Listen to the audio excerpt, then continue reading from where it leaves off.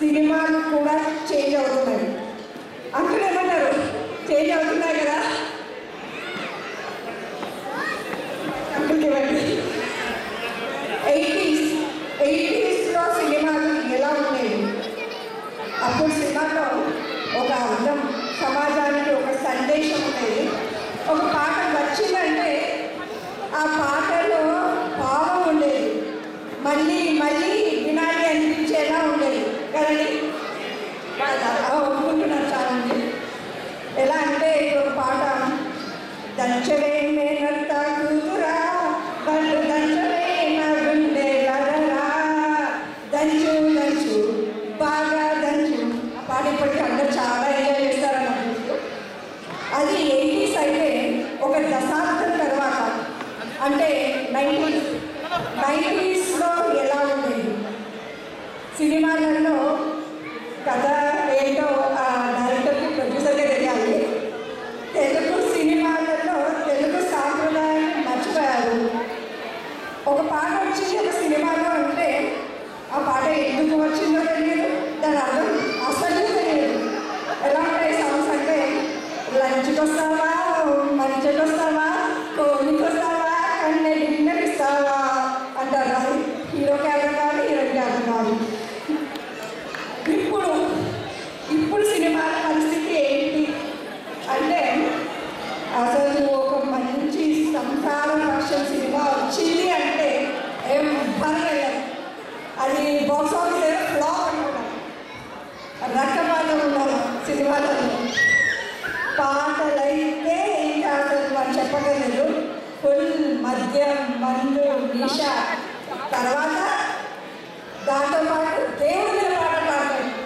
ఎలా అంటే, ఎంత పని చేసి విరోగముల రాజన్న, నీ ఎంత పని చేసి విరోగముల రాజన్న.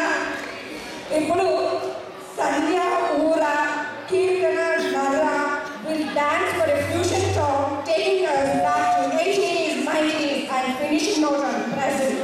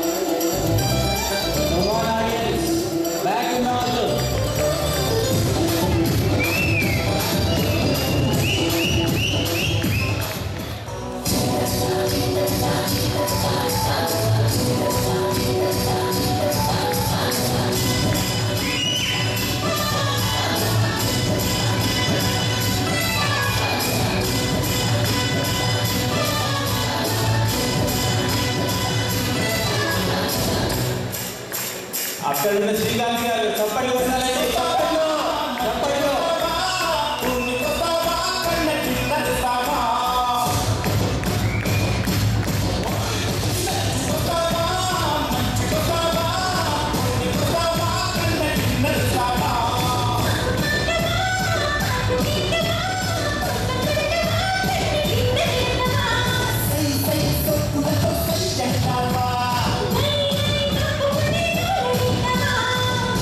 Nama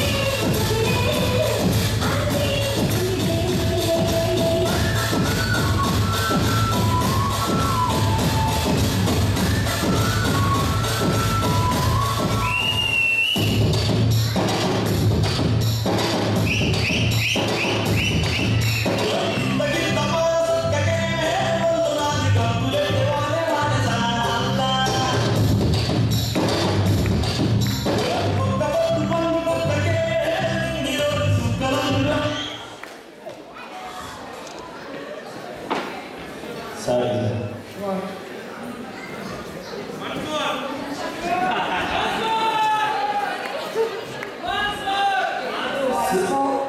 జనాలందరూ వన్స్ మోర్ అంటున్నారు. సో మేము ఒక 5 minutes తర్వాత ఈ సాంగ్ మళ్ళీ ప్లే చేస్తామండి.